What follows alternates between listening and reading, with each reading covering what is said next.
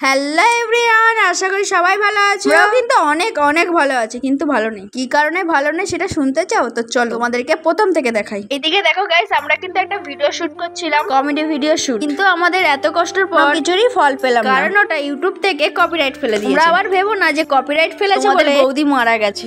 এদিকে দেখো মা মুখ বেঁকাচ্ছে, এটা তোমাদের দেখিয়ে মুখ বেঁকাচ্ছে না, কিন্তু ভিডিও শুটের জন্য নেওয়া হচ্ছে। তারপরে দেখো এদিকে কিন্তু শুটিং এর জন্য মাকে হাঁটানো শেখানো হচ্ছিল। কেমন লাগলো হাঁটাটা একটু কমেন্ট করে কিন্তু বলো। হ্যাঁ চলো তোমাদেরকে দেখাই চারিপাশের ওয়েদারটা।